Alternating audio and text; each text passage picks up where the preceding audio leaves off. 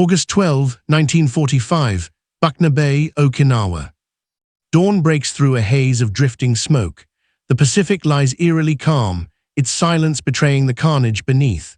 USS Pennsylvania, BB-38, the once proud flagship of Pearl Harbor, now rests at anchor, her grey hull streaked with soot, her crew weary from months of ceaseless combat. Suddenly, a faint drone echoes across the sky. Within seconds, alarms scream. Men race to battle stations, boots pounding on steel decks still slick with salt and oil. The enemy has returned, one final shadow in Japan's dying war. A torpedo bomber, low and fast, slices through the morning mist. Anti-aircraft guns thunder, tracers arching like lightning, but the plane dives through the barrage. A flash, a deafening impact beneath the stern, metal shrieks. The Pennsylvania shudders as fire blooms from below deck. For an instant, time stands still, smoke, chaos, voices calling through the roar of flame. Yet through it all, the ship holds. Her hull, scarred by years of war, does not yield. Her crew, forged in fire since Pearl Harbor, refuses to abandon her. This was not the first time Japan had tried to sink her. And it would not be the last effort they would make in vain.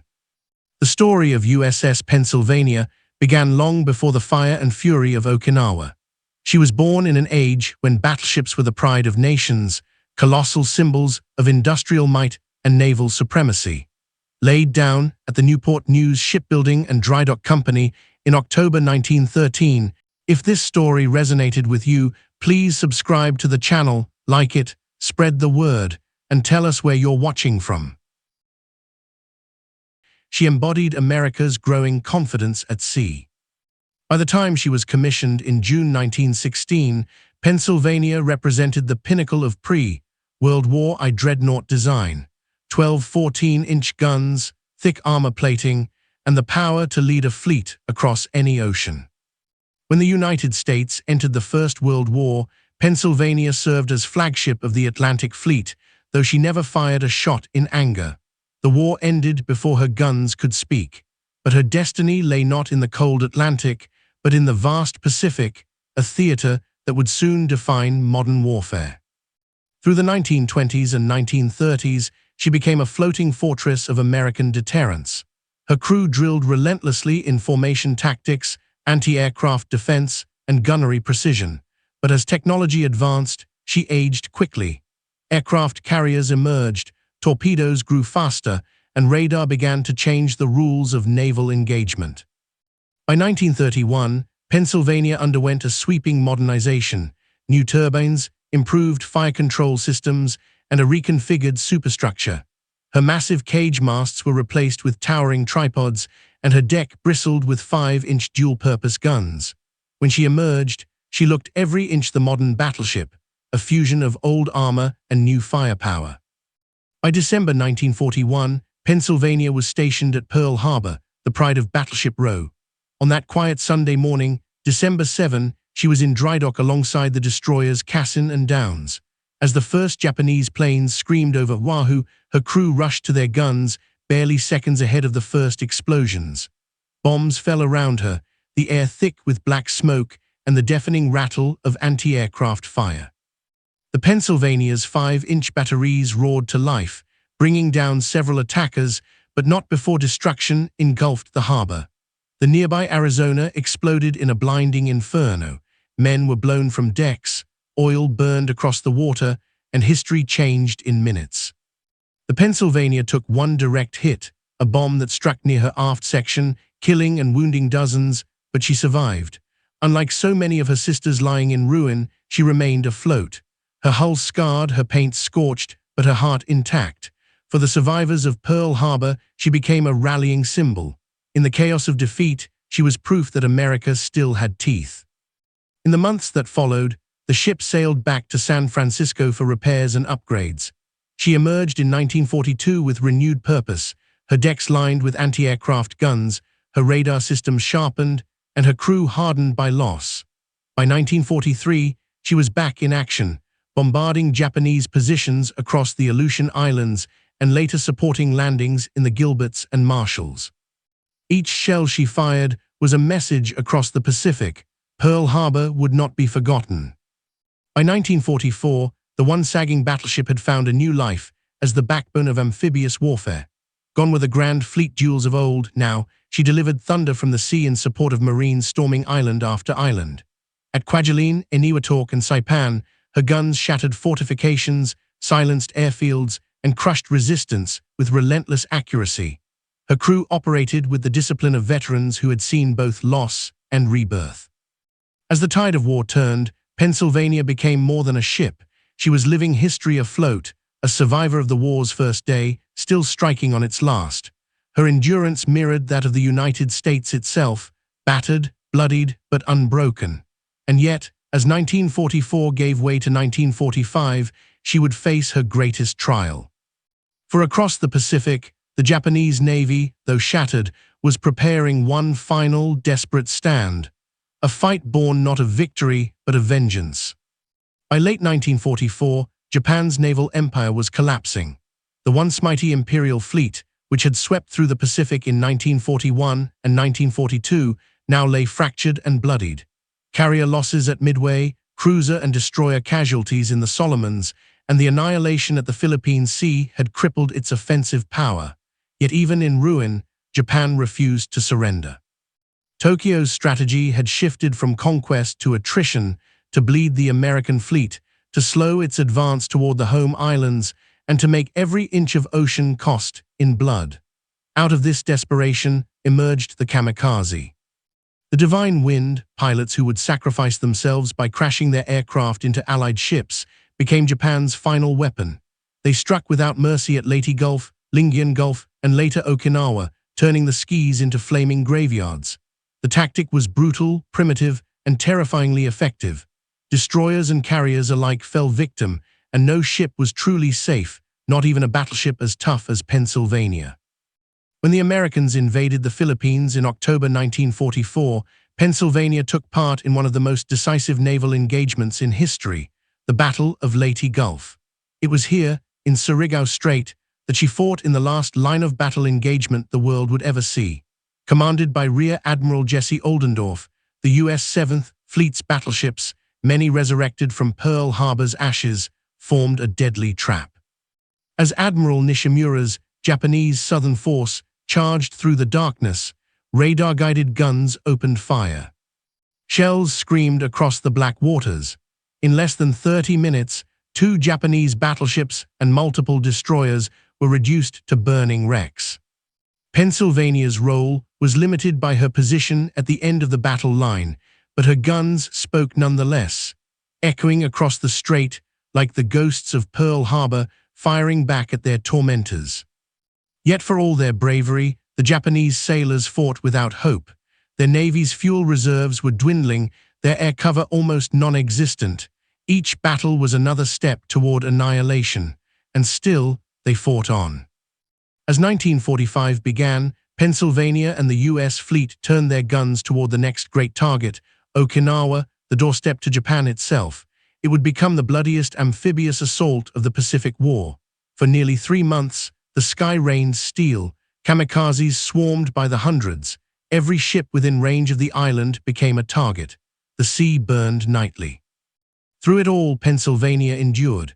She bombarded shore defenses, provided constant artillery support to the Marines, and stood firm under repeated air attacks. Her 5-inch guns spat fire into the night, her searchlights cutting through smoke and rain. Her crew, veterans of years of combat, fought with mechanical precision.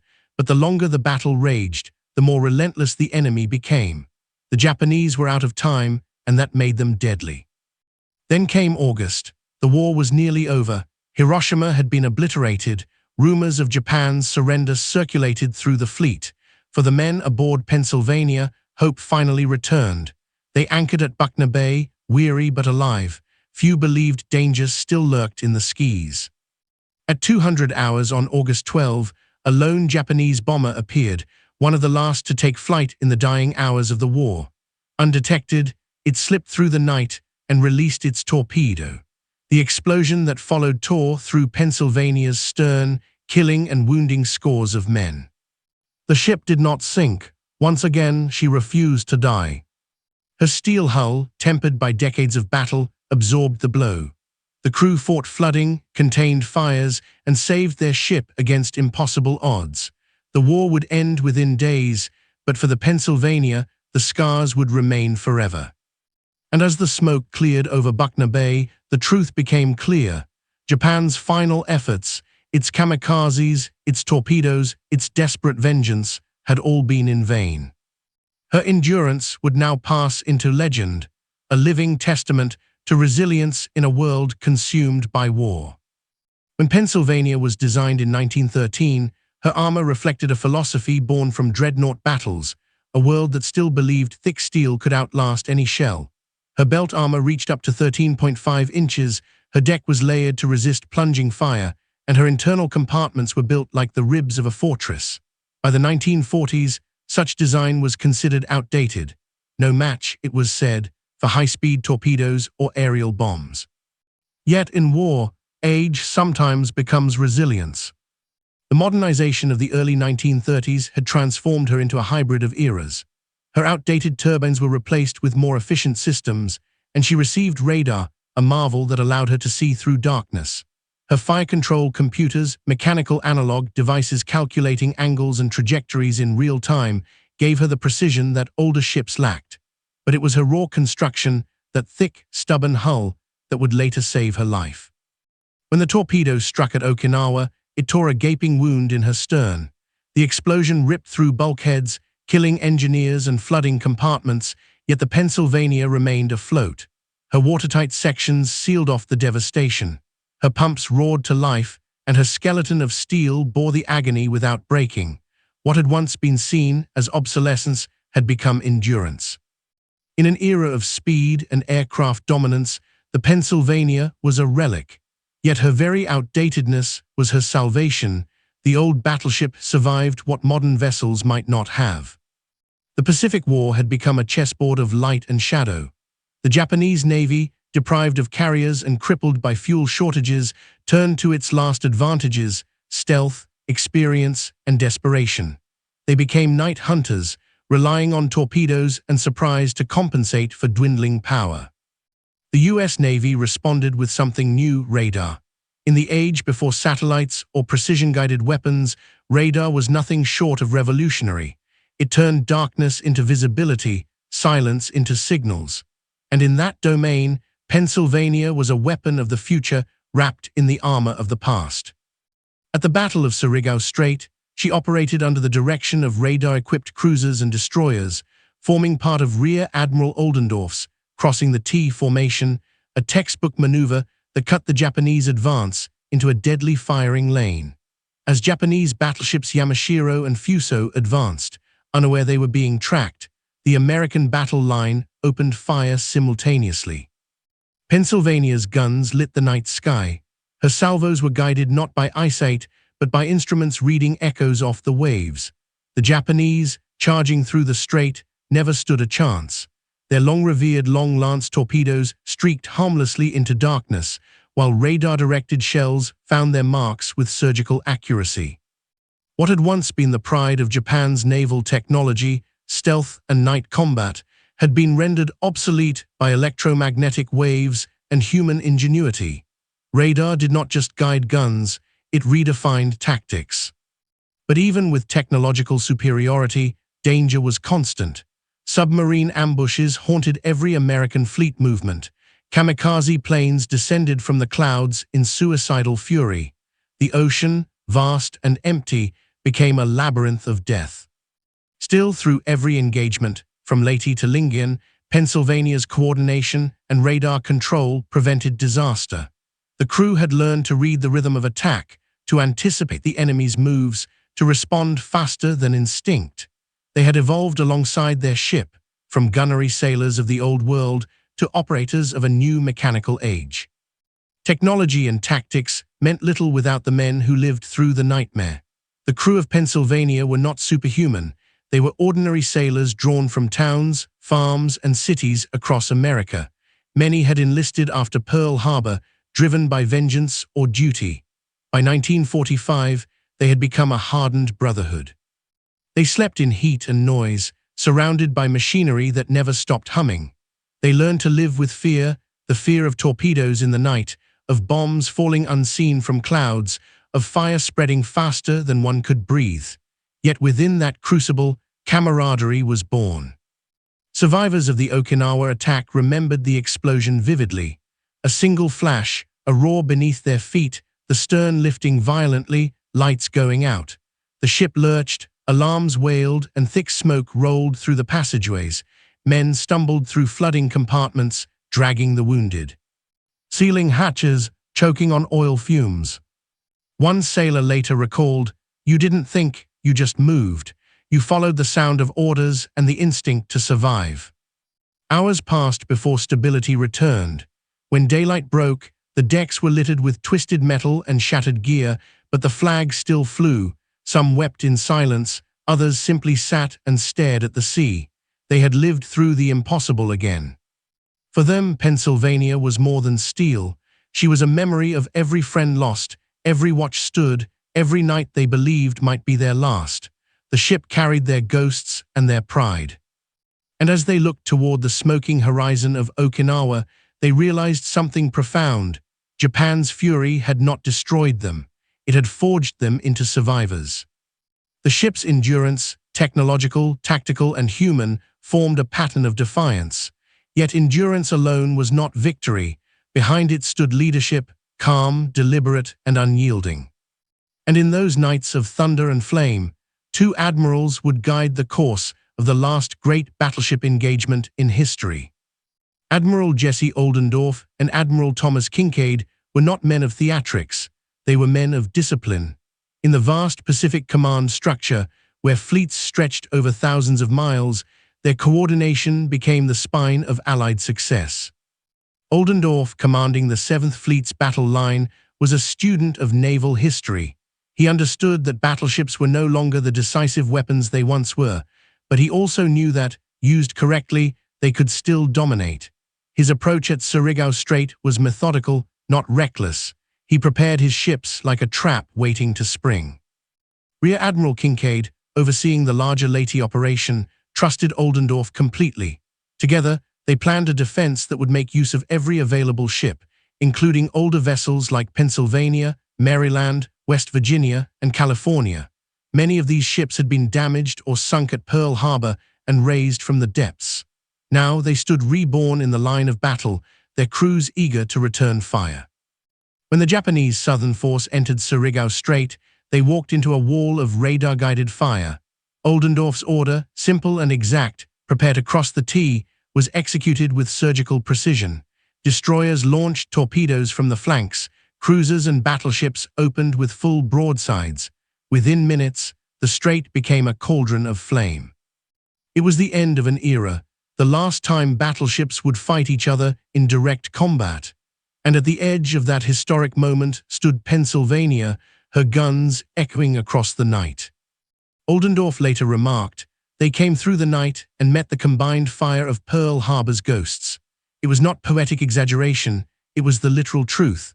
Ships that had once burned in Hawaiian waters now unleashed vengeance upon the empire that had tried to destroy them." Kinkaid and Oldendorf's leadership was not about glory but balance, coordinating technology, timing, and courage. They understood that victory was not simply achieved through firepower, but through the synchronization of minds and machines. Their success at Surigao Strait ensured the safety of the invasion forces at Leyte, a turning point that sealed Japan's naval fate. By 1945, Japan's war had become an echo of its former self, a series of last stands carried out by men who knew they could not win. The Pennsylvania's endurance, therefore, was not just a story of American strength, but of Japan's tragic persistence. Every torpedo run, every kamikaze dive, every suicidal attack was driven by the same belief, that sacrifice could compensate for defeat, but sacrifice without strategy is merely loss multiplied. The Japanese High Command, blinded by the illusion of honor, refused to recognize that their navy was already defeated long before the Pennsylvania faced its final attack. The kamikaze pilots who crashed into ships off Okinawa did so with unquestioning devotion, yet their deaths could not reverse the tide. The Pennsylvania survived not only because of her armor or her crew, but because the enemy had already exhausted its ability to adapt. When her torpedo wound was examined after the war, engineers noted something remarkable. The damage, though severe, had not compromised her structural integrity. In many ways, it symbolized the broader truth of the Pacific War. Japan had struck hard, but America's foundation held. The phrase, "every effort was in vain," was not one of mockery, but of reflection. The men aboard Pennsylvania did not hate their enemies, they respected their resolve. They understood that courage could exist even in futility. For the Americans, survival was victory. For the Japanese, destruction had become devotion. And in that contradiction lay the essence of the war's tragedy, a contest between endurance and desperation, between progress and tradition, between a nation that adapted and one that could not. As the Pennsylvania limped home, her decks battered, her stern torn open, she embodied more than steel. She represented the end of an age, the twilight of battleships, the dawn of air power, and the closing chapter of a world consumed by total war. Her scars told the story of a navy's transformation, of men who refused to surrender, and of an enemy who refused to stop fighting, even when all hope was lost. The Pacific was silent again, but beneath its calm surface, the echoes of that struggle still lingered, a haunting reminder of how resilience and ruin often share the same sea. And from that silence would rise the war's final crescendo, the moment when endurance met destiny and the old warrior faced her last great trial. The night of October 24, 1944, was one of the most tense in naval history. The black waters of Surigao Strait stretched between the Philippine islands of Leyte and Mindanao, a narrow funnel that would soon become a graveyard of ships. For the first time since Pearl Harbor, the veterans of America's battered battle line would face Japan's battleships in open combat. And for the last time in history, steel giants would duel each other under the banner of total war. USS Pennsylvania steamed in formation with her sister ships Mississippi, Maryland, West Virginia, Tennessee, and California, all names etched with scars from Pearl Harbor. They were the resurrected dead, returned to avenge their fallen. Overhead, the moon was shrouded by clouds. Beneath the surface, Japanese destroyers and cruisers slipped silently forward, escorting Admiral Shoji Nishimura's southern force. Their mission, to punch through the strait, reach Leyte Gulf, and annihilate the vulnerable American invasion fleet landing troops ashore. At 200 hours, radar picked up the approaching enemy. In the dim glow of plotting rooms aboard Pennsylvania, operators tracked the blips, faint pulses of light that meant death was near. The air inside was thick with tension, commands echoed through steel corridors. Stand by main battery, target acquisition confirmed. Then, like the heartbeat of the ocean itself, thunder erupted. West Virginia opened fire first, her radar-guided 16-inch guns spitting flame into the night. Within seconds, the entire American battle line followed. From Pennsylvania's deck, the horizon became a sheet of fire, each salvo illuminating the dark with orange flashes, smoke curling like storms across the sea. The concussion of her 14-inch guns rolled through every rivet and rib of her hull. Men at their stations covered their ears, their faces lit by the ghostly glow of the guns they served. On the Japanese side, chaos. Admiral Nishimura's formation, advancing in a single column, was torn apart by the combined weight of American torpedoes and artillery. The battleship Yamashiro took multiple direct hits, her superstructure erupted in flame. Destroyers were ripped apart before they could even fire. Still, they pressed on, desperate, blinded by fire and smoke. Pennsylvania's salvos joined the chorus of destruction, her gunners firing methodically, their eyes locked on the fire control radar screens. Her shells arced into the distance, finding targets beyond human sight. Each impact was felt before it was seen, distant bursts of light, marking another ship dying beneath the waves. Above the roar of combat, orders came swiftly: shift fire to new bearing, maintain rate. The crew obeyed without hesitation. Years of drills, battles, and scars had made them a single machine. The smell of cordite filled the air, the deck trembled with life. The Pennsylvania had come full circle, from the helpless target at Pearl Harbor to a predator in the darkness. By 3:30, the battle was effectively over. The sea glowed with burning oil, scattered wreckage, and bodies drifting amid debris. Of the Japanese southern force, only fragments remained. The Yamashiro sank beneath the waves, her lights fading into blackness. Megami and Shiga, trailing in horror, fled back into the open sea. The battle had lasted less than half an hour, but it had ended an era. Never again would battleships meet like this. The age of carrier warfare had already dawned, and Surigao Strait was its requiem. As the guns fell silent, Pennsylvania's decks were strewn with empty shell casings and smoke. The crew looked out across the glowing sea, their faces pale in the flickering light. Some smiled quietly, others stared into the dark, haunted by what they'd seen. Admiral Oldendorf signaled his report. "We have finished them off." The message carried across the fleet, simple, factual, final. The Pennsylvania and her sisters had avenged Pearl Harbor, but beneath the triumph lay a sobering truth. The power of battleships had reached its twilight.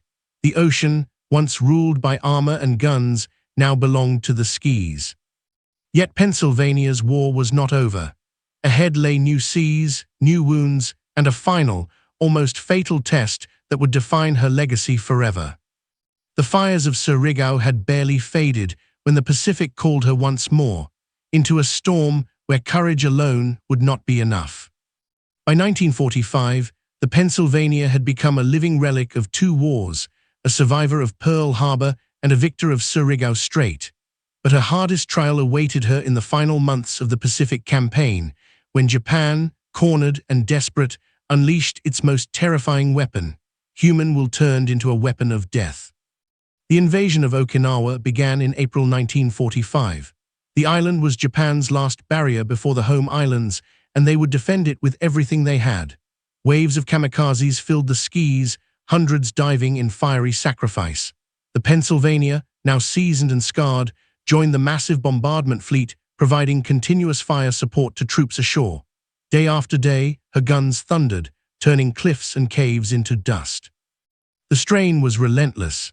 Sailors lived at battle stations, sleeping beside their weapons, eating from tins between alarms. The air was thick with fuel smoke, cordite, and salt. At dusk, the horizon often burned, the remains of ships struck by kamikazes glowing like dying stars.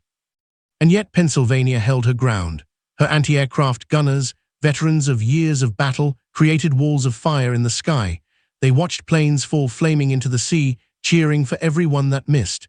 But for each victory came loss. Nearby destroyers were split apart by impacts, carriers burned with men trapped below decks. Every man aboard knew that death could come in seconds. When the battle finally ended in June, Okinawa was secured, but at a cost that defied comprehension. More than 12,000 Americans had died. Dozens of ships were sunk. The sea itself seemed weary of blood. For Pennsylvania, the price was yet to come. In August 1945, anchored at Buckner Bay, she waited in what many believed were the final days of the war. Hiroshima had been obliterated, Nagasaki was still smoldering. Japan's surrender seemed inevitable. The crew relaxed slightly. After years of constant combat, peace finally felt within reach. But the war had one last cruel twist. At 200 on August 12, a single Japanese bomber approached the bay. It was one of the last missions ever flown by Japan's dwindling air units, an act of defiance in defeat. The radar screen aboard Pennsylvania flickered for seconds, then went blank. The plane had dropped below detection altitude. By the time lookouts spotted it, the bomber was already closing in. A torpedo streaked through the dark water. The impact struck her stern with devastating force. The blast tore through compartments, flooding the after-engine rooms and killing dozens instantly. Shockwaves rippled through the hull. Men were thrown from their bunks, lights shattered, alarms screamed. For a moment, it seemed as though the ship might finally meet her end. But she did not. The Pennsylvania, as always, endured. Damage control teams sealed bulkheads, pumped out water, and fought fires through choking smoke. The crew worked blindly in the dark, waist-deep in oil and seawater. Every man who could stand was sent to help. Hours passed before the flooding was contained and the fires extinguished. When dawn rose, the Pennsylvania was a wounded giant, her stern sagging, her decks scorched, her flag still flying. Over 20 men were dead, many more wounded, yet the ship remained afloat, defying destruction once again. Days later, news of Japan's surrender reached the fleet. The war was over, but for the Pennsylvania, victory came with silence. She had survived every battle the Pacific could throw at her, from Pearl Harbor's flames to Okinawa's final torment. In that silence, the crew understood what the phrase, "every effort was in vain," truly meant. The enemy had thrown everything at her, torpedoes, bombs, and suicide planes, yet she remained, not unscarred but unbroken, as she was towed home for repairs. Her wake stretched behind her like a path through history. The ship that had been there at the beginning of America's war had lived to see its end. The era of the battleship was fading into memory, but Pennsylvania's defiance had already become legend. Her story was not just about survival. It was about the stubborn spirit of men and metal that refused to die, even when the world around them did. The war had ended, but for the men of the Pennsylvania, peace began with silence and sorrow. The torpedo that struck her at Buckner Bay in August 1945 had not sunk the ship, but it had torn open the lives of those aboard. 20 men were dead, dozens more wounded. Their bodies were carried up through shattered compartments and laid in rows upon the deck, a sight the crew would never forget. The air still smelled of smoke, oil, and salt. The battle was over, yet death lingered as if unwilling to leave her decks. When the first rays of dawn touched the mountains of Okinawa, Pennsylvania lay still, her stern twisted, her once-proud hull sagging under the weight of the explosion. For years, she had survived the worst the Pacific could hurl: Pearl Harbor, bombardments, kamikazes, torpedoes. But now, as the war drew to its close, she seemed exhausted, as though her spirit had finally begun to fade. Rescue vessels surrounded her, their crews offering assistance. Pumps were brought aboard, cables secured, and slowly, painfully, she was stabilized. Her crew, veterans hardened by years of fire and loss, refused to abandon ship.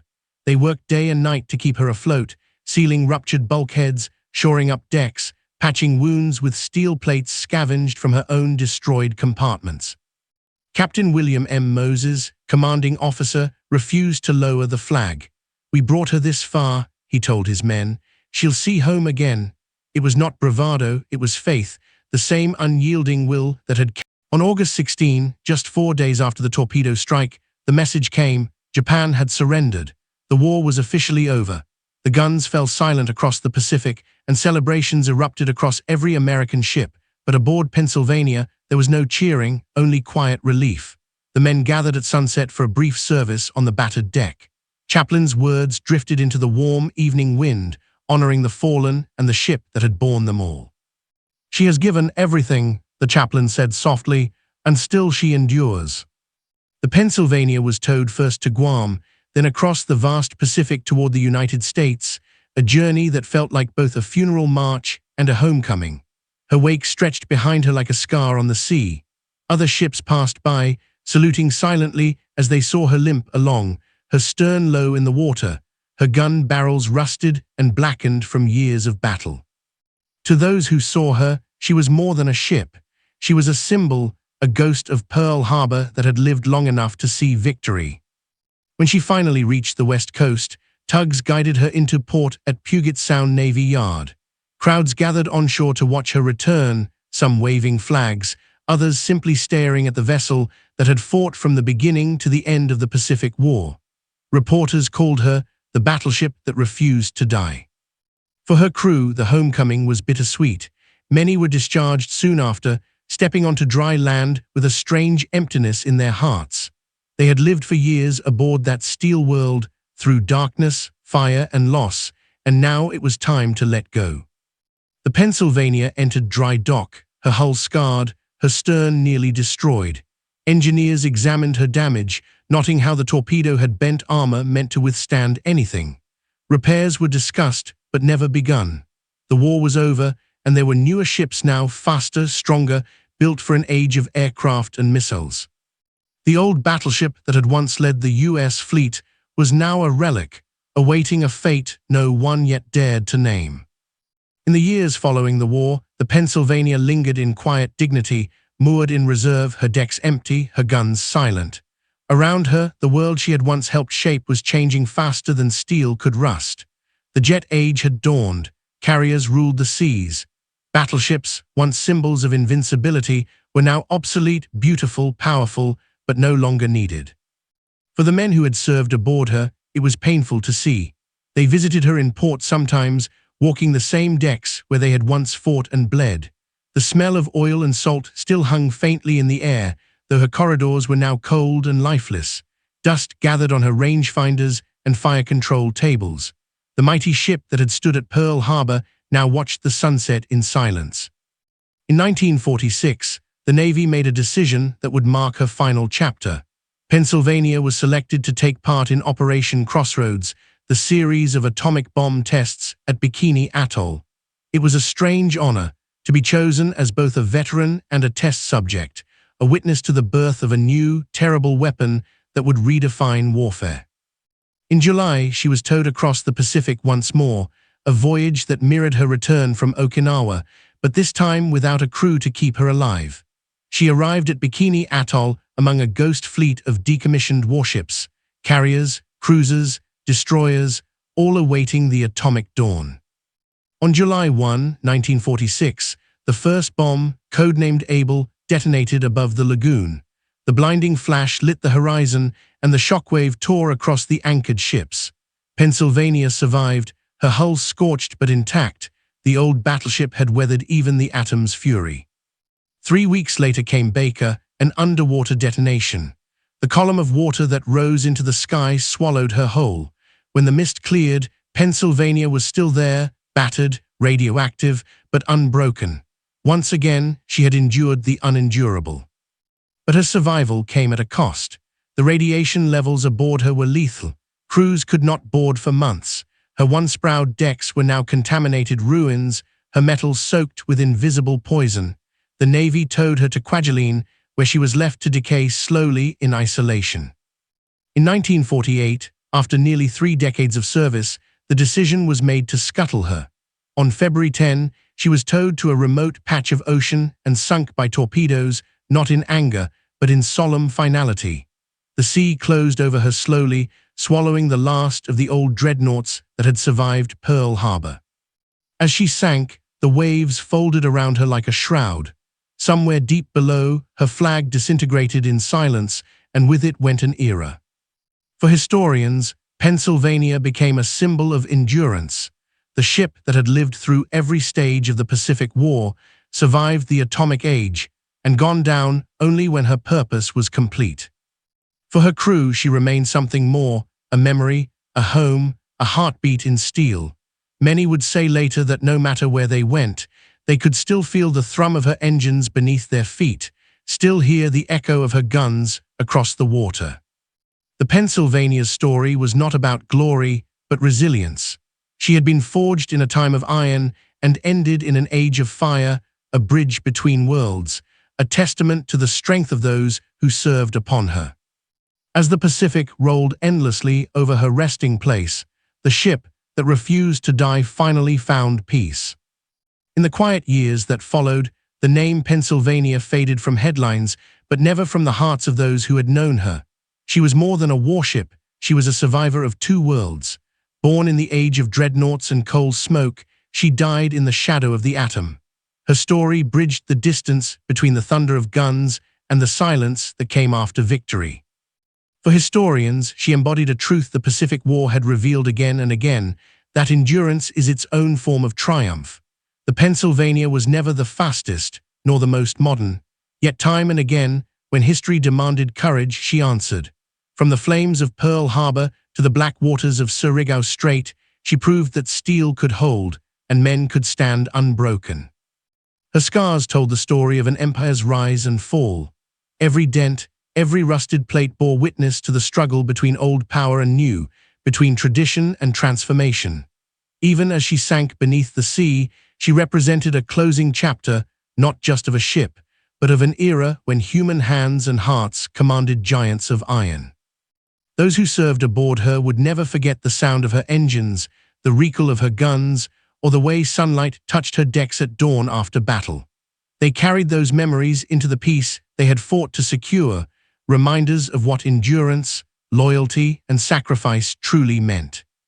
Today, the Pennsylvania rests far beneath the Pacific, her hull consumed by time, but her spirit endures in archives, in photographs, in the memories of those who still whisper her name. She stands as a monument to the truth that even when steel rusts and ships sink, courage does not. The Pennsylvania never truly died. She simply passed into history, as every effort to destroy her, in the end, was in vain.